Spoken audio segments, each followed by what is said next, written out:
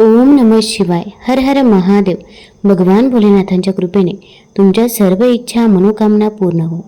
भगवान शिवशंकर यांना भोलेनाथ म्हटलं जातं कारण शिवशंकर भक्तांवर लवकर प्रसन्न होतात. भक्तांच्या इच्छा ते लवकर पूर्ण करतात अशी धारणा आहे. त्यामुळे भक्तगण त्यांची पूजा विधी करण्याची एकही संधी सोडत नाही. भगवान शिवांचा आशीर्वाद असला की दुःखाची तीव्रता कमी होते, तसेच जीवनातील अडचणींवर मात करण्यासाठी मार्ग सापडतो.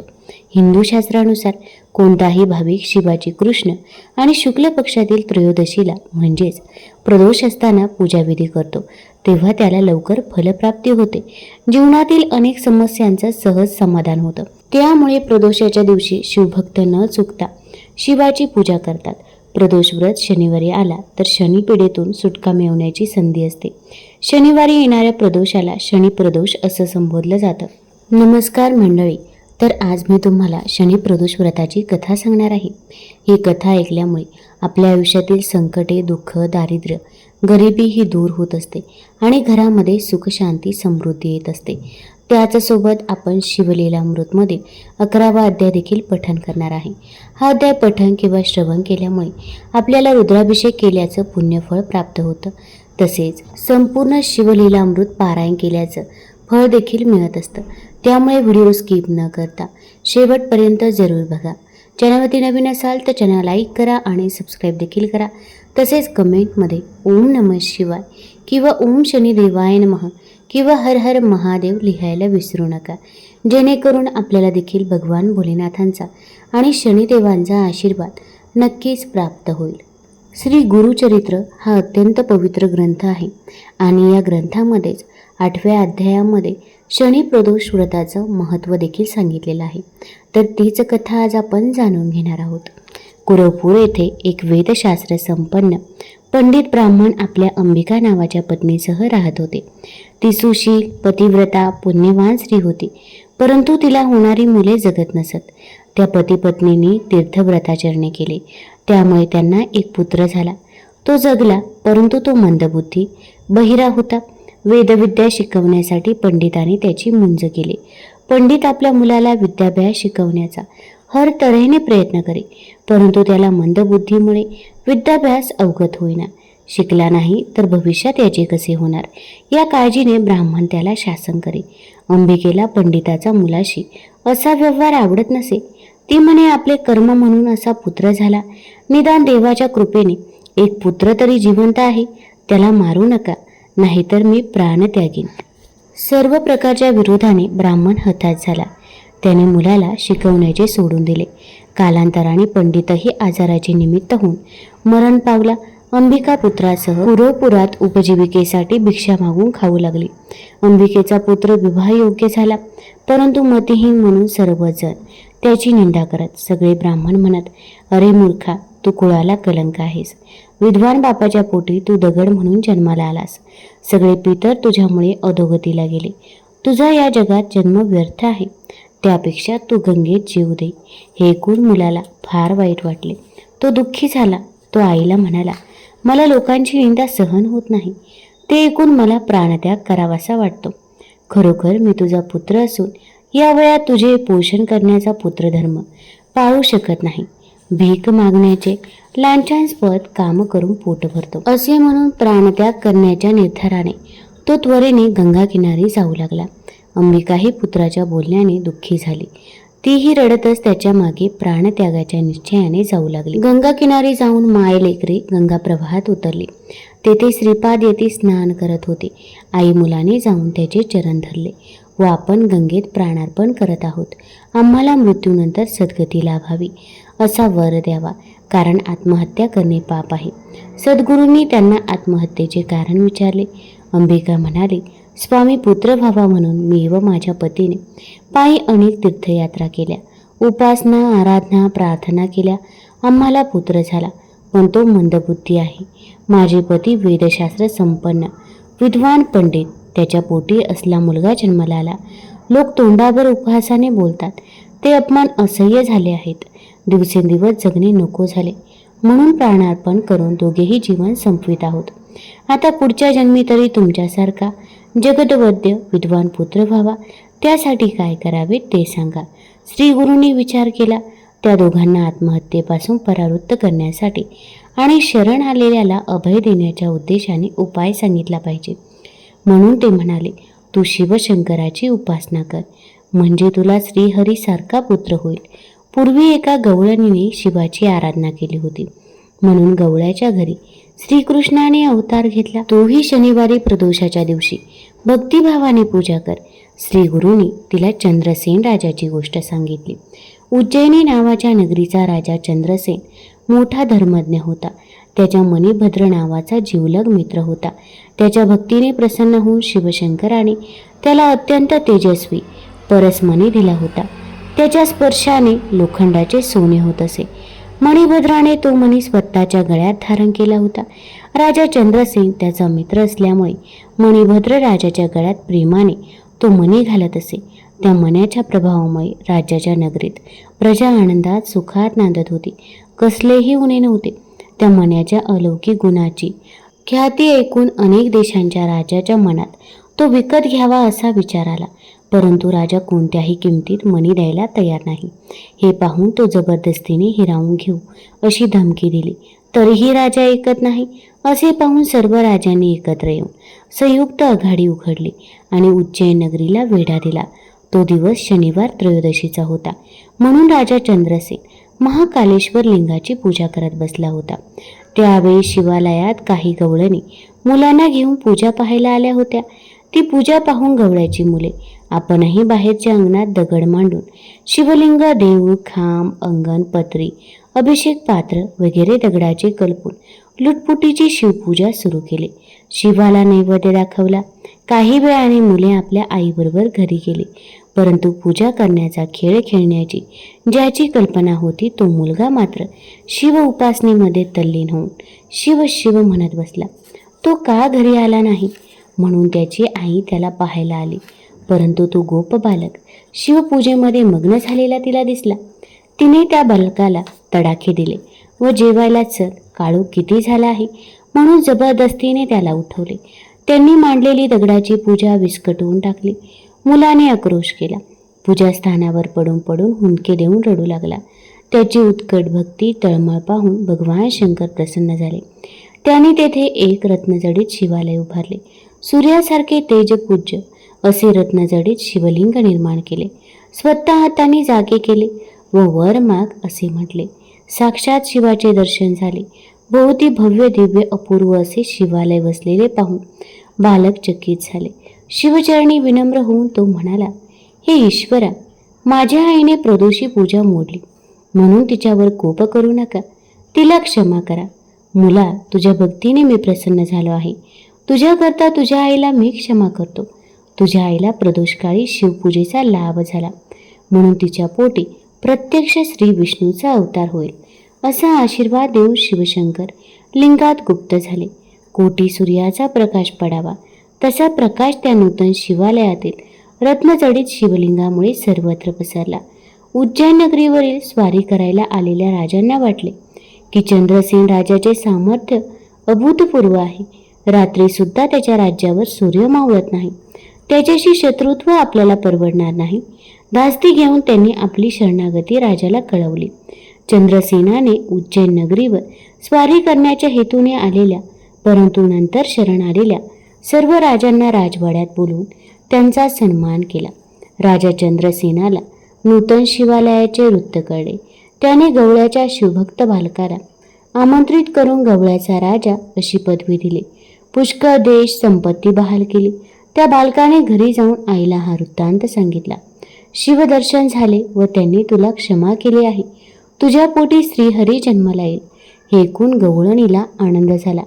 अशा प्रकारे श्रीपाद स्वामींनी अंबिकेला शनी प्रदोष व्रताचे महात्म्य सांगून त्या वृत्ताचे आचरण करायला सांगितले व तिच्या मंदबुद्धीच्या मुलाला जवळ बोलावून मोठ्या प्रेमाने त्याच्या मस्तकावर आपला वरदहस्त ठेवला. त्या क्षणी तो मुलगा तिन्ही वेदशास्त्रादी तर्कशास्त्र यामध्ये प्रवीण झाला. तो मतिमंद होता. तो महाज्ञानी वेदशास्त्र संपन्न झाला. कुरवपुरात तो महाविद्वान पंडित म्हणून विख्यात झाला. त्याचा विवाह होऊन त्याच्या घरात पुत्र पौत्र आनंदाने नांदू लागले. पांचाळ देशाचा सिंहकेतू नावाचा राजा मोठा पराक्रमी होता. तो एकदा आपल्याबरोबर पुष्कळ शबर सैन्य घेऊन अरण्यात शिकारीला गेला. त्यातील एक सैनिक जवळच असलेल्या शिवमंदिरात उत्सुकतेने गेला.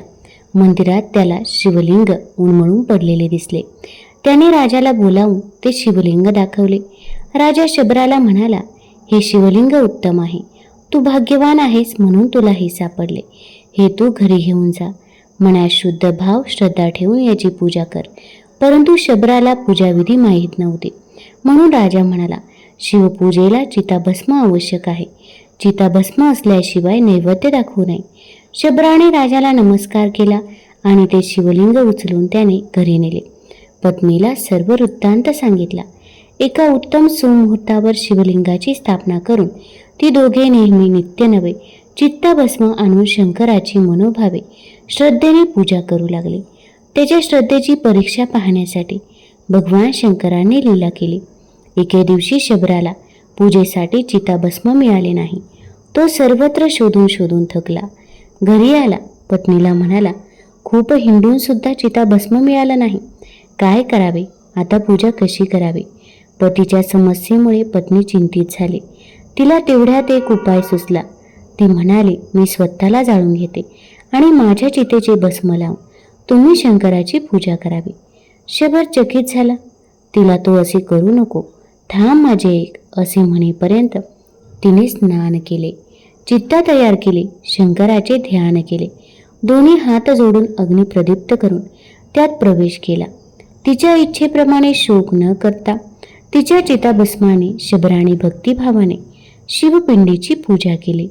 पूजेनंतर नैवेद्य आणून देण्यासाठी घरात दुसरे कोणी उरले नाही. रोज शबराची पत्नी नित्य नवे पक्वान तयार करून नैवेद्याची थाळी आणून ठेवत असे. परंतु ती जळून भस्म झाली हे शबराच्या लक्षात राहिलं नाही. आरती झाल्यावर त्वरित नैवेद्य दाखवला नाही तर शंकराचा कोप होतो. म्हणून शबराने रोजच्या प्रमाणे आपल्या पत्नीला हाक मारून नैवेद्य आण म्हणून मोठ्याने सांगितले.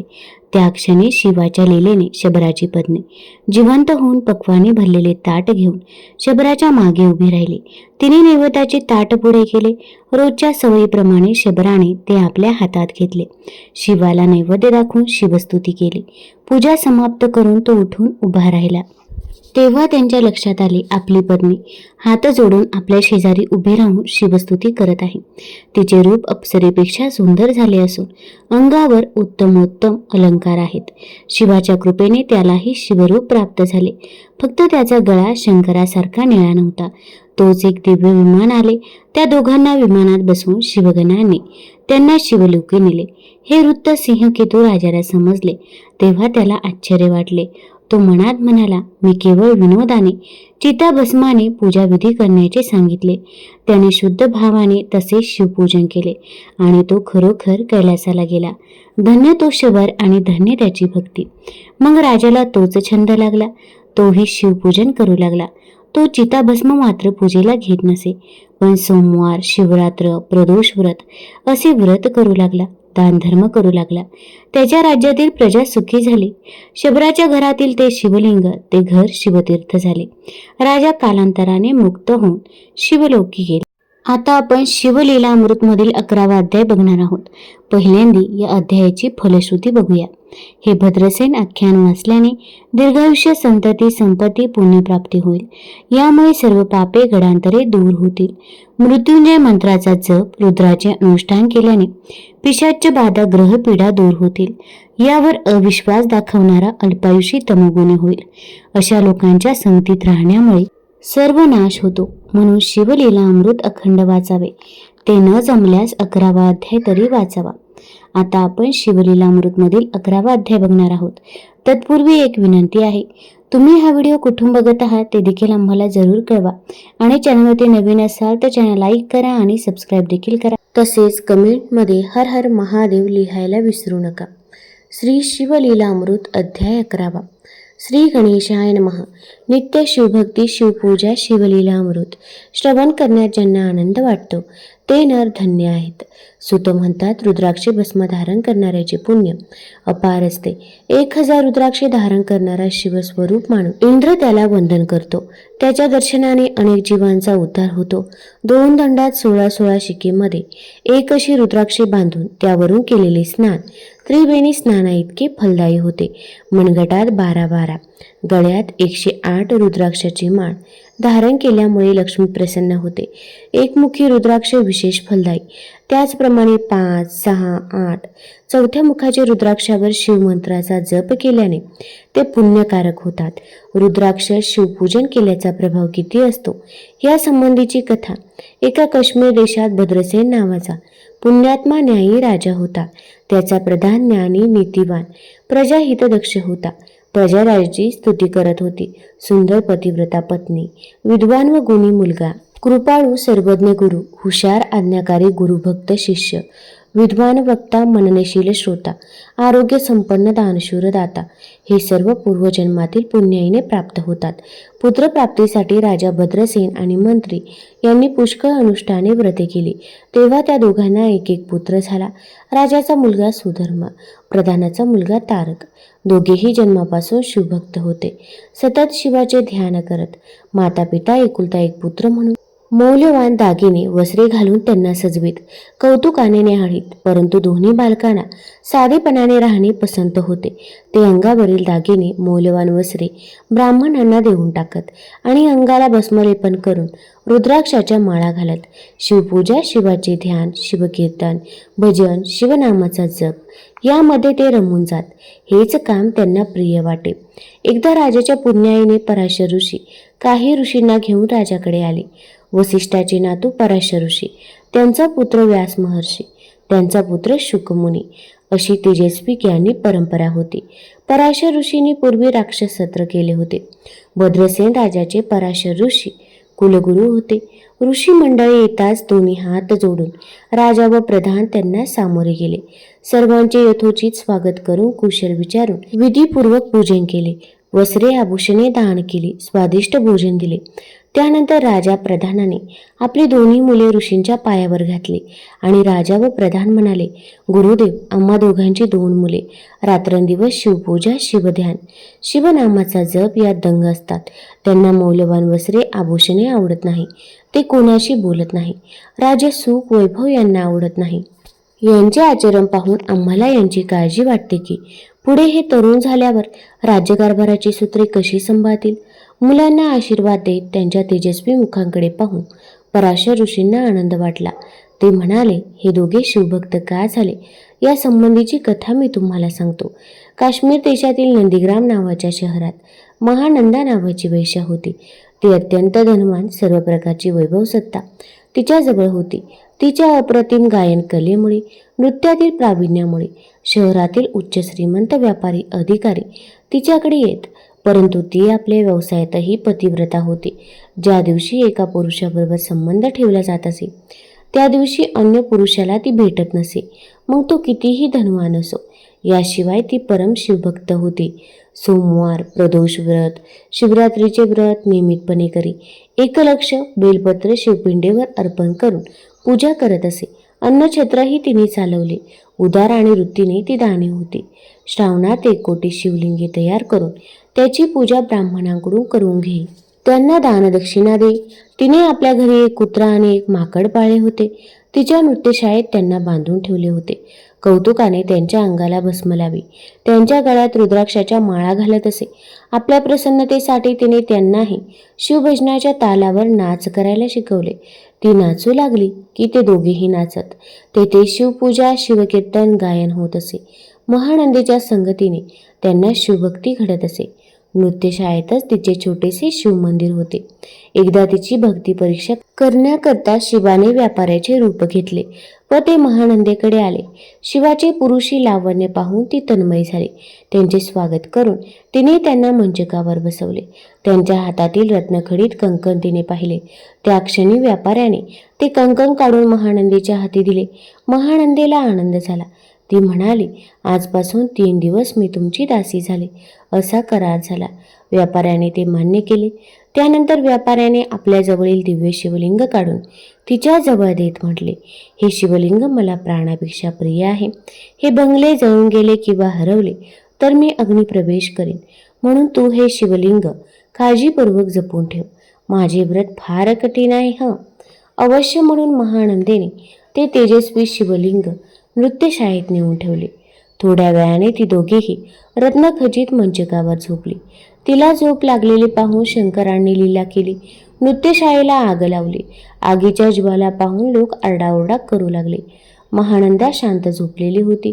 तिला व्यापाऱ्याने जागे केले. ती धावतच नृत्यशाळेत गेली. तेथे बांधलेले कुत्रा व माकड यांना मुक्त केले.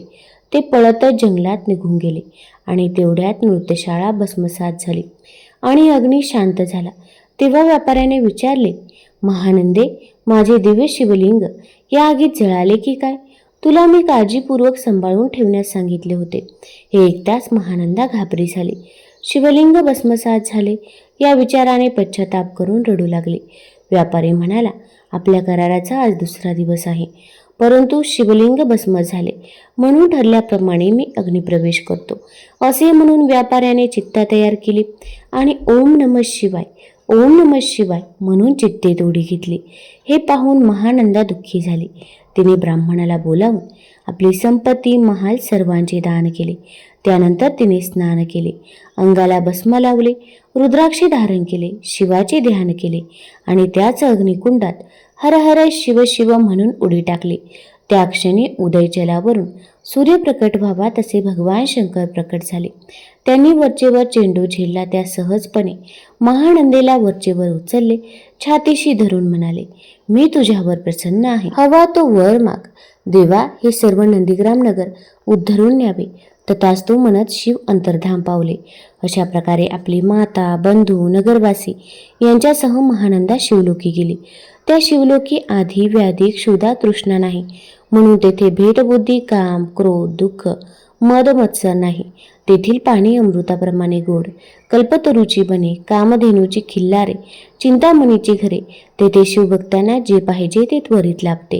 ही कथा सांगून पराशर ऋषी म्हणाले, राजा महानंदेने पाळलेले माकड आणि कुत्रा या जन्मी सुधर्मा आणि तारक म्हणून जन्माला आले आहे. पूर्वजन्मीच्या शिवभक्तीच्या पुण्याईमुळे या जन्मी त्यांना मानव देह अधिकाराप्रमाणे मिळाले.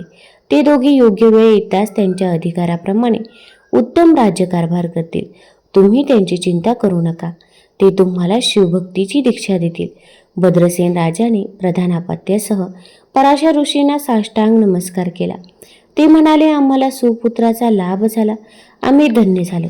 आता हे दोघे किती काळ राज्यकारभार करतील, यांचे आयुष्य किती आहे हे कृपया आम्हाला सांगावे, कारण ते दोघे नवसाचे एकुलते असल्याने आम्हाला प्राणप्रिय आहेत, म्हणून आपल्याला विनंती आहे. पराशर म्हणाले, राजा, खरे सांगितले तर तुम्हाला दुःख होईल आणि खोटे बोलले तर पाप लागेल. तेव्हा ऐक, तुझ्या मुलाला आज 12 वर्ष पूर्ण झाली आहेत. आजपासून 7व्या दिवशी तुझा मुलगा मृत्यू पावेल. हे ऐकताच राजा मूर्छित होऊन पडला. सर्व जनता शोक करू लागली. अंतपुरातील स्त्रिया रडू लागल्या. राजा शुद्धीवर येताच हाय हाय करून शोक करू लागला. तेव्हा पराशर ऋषींनी त्याला सावध करून धीर देत म्हटले, राजा, मी काय सांगतो ते ऐक. जेव्हा सर्व चराचर केवळ ब्रह्ममय होते, तेव्हा ब्रह्म असे स्फुरण होऊन महत नावाचे तत्व मायेने उत्पन्न झाले. सत्व, रज, तम हे त्रिविध अहंकार शिवाच्या इच्छेने घडून आले. शिवाने सत्वापासून विष्णू, रजापासून विधाता, तमोगुणापासून सर्व विनाश करणाऱ्या रुद्राला निर्माण केले. सृष्टीच्या रचनेची विधात्याला आज्ञा केली आणि 4 वेदाचे सार असणारा रुद्राध्याय शिकवला. हे शिवाचे रूप आहे असे जाणून विधात्याने आपल्या 7 पुत्रांना उपदेश दिला. रुद्राध्यायाच्या अनुष्ठानाने आयुष्य वाढते, म्हणून हे राजा भद्रसेना, तू रुद्राची आवर्तने कर, शिवाला अभिषेक कर. याच्या प्रभावाने तुझ्या पुत्रावरील मृत्यूचे संकट दूर होईल आणि तो चिरंजीर होईल. 100 घट आणून त्यात गंगेचे पाणी भर, त्यावर आम्रवृक्षाची पाने ठेव. रुद्रपठण करून ते पाणी मंत्रून तुझ्या मुलाच्या अंगावर शिंपड. अशा प्रकारे रोज 10,000 वेळा असे 7 दिवस जलसिंचन करावे, तर तुझा मुलगा वाचेल. पराशर ऋषींनी अशा प्रकारे राजाला त्याच्या मुलाला मृत्यू संकटातून वाचवण्याचा उपाय सांगितला. राजाला समाधान वाटले.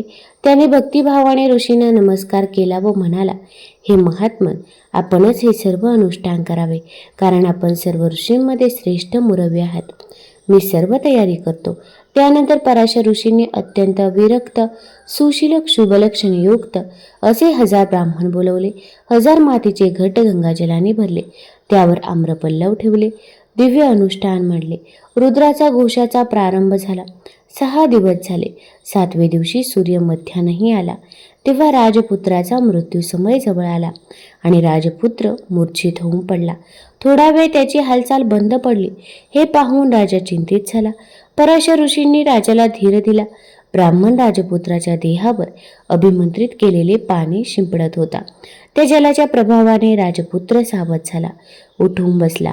राजाला आनंद झाला. उपस्थित असलेले सर्वजणही प्रसन्न झाले. पराशर म्हणाले, तू विशुद्ध अवस्थेत काय अनुभव घेतला ते सांग. तेव्हा राजपुत्र म्हणाला, गुरुदेव, एक भयंकर दिसणारा काळ पुरुष मला घेऊन चालला होता. त्याचे लाल भडक डोळे, भाळावर शेंदूर, वाढलेली दाढी, काळा भिन्न होता. त्याच वेळी 4 तेजस्वी पुरुष आले. त्यांनी त्या काळपुरुषाच्या हातून मला मुक्त केले आणि त्याला मारीत मारीत ते घेऊन गेले. मुलाने सांगितलेला अनुभव ऐकताच राजाच्या अंगावर आनंदाचे रोमांच दाटून आले. ईश्वराच्या नावाचा त्याने जय जयकार केला. पराशर ऋषींसह सर्व ब्राह्मणांना नमस्कार घातला. सर्वत्र मंगलवाद्याचा गजर सुरू झाला. आकाशातून देवतांनी पुष्पवृष्टी केली. या प्रसन्नपूर्वक वातावरणात ब्राह्मणांनी मंत्र जप करून हवन प्रारंभ केला आणि हवन पूर्ण करून अनुष्ठानाची समाप्ती केली. आमंत्रित ब्राह्मणांना सुग्रास भोजन देऊन इच्छेप्रमाणे दानदक्षिणा दिली. ब्राह्मणाने राजपुत्राला राजाला शुभाशीर्वाद दिला. त्यावेळी नारद तेथे अचानक प्रकट झाले. नारद वाल्मिकी व्यास ध्रुवाचे गुरु असल्याने त्रिभुवनाला वंद्य आहेत. 14 विद्या 64 कला त्यांना पूर्ण अवगत असतात. इंद्रादिक देवतांना सुद्धा त्यांचे आदरयुक्त भय वाटते. नारदाला पाहताच यज्ञातील अग्निमूर्तिमंत प्रकट झाला. सर्व ऋषी आणि राजपरिवार राजा यांनी धावत जाऊन नारदाचे स्वागत केले. त्यांना उच्च आसनावर बसवून त्यांची पूजा केली. नमस्कार करून म्हणाले, स्वामी, आपला त्रिभुवनात संचार असतो. आपल्याला दिव्य दृष्टी आहे. तेव्हा काही अद्भुत पाहिले का? नारद म्हणाले, मी इकडे येत असताना मार्गावर 4 शिवदूत मला भेटले. त्यात वीरभद्रही होता. त्यांनी मृत्यूला बांधून चालवले होते. वीरभद्र मृत्यूला विचारत होता, तू कोणाच्या आज्ञेने भद्रसेनाच्या मुलाला घेऊन चालला होता? त्याला 10,000 वर्ष आयुष्य आहे. राजा, तू रुद्रानुष्ठान केल्यामुळे तुझ्या मुलाचे मृत्यू संकट टळले. राजाने नारदाला नमस्कार केला. नारद अंतर्धान पावले. त्यानंतर राजाने रुद्राचे सहस्रवर्तन केले. आपल्या पुत्राला राज्यगादीवर बसवले. तारकाला युवराज केले. राजा प्रधान तप करण्यास वनात निघून गेले. यथावकाश ते दोघे शिवपदास गेले. तुम्हाला जर ही कथा, ही माहिती आवडली असेल तर चॅनल लाईक करा, सबस्क्राईब करा आणि आपल्या मित्रपरिवारासोबत जरूर शेअर करा. धन्यवाद.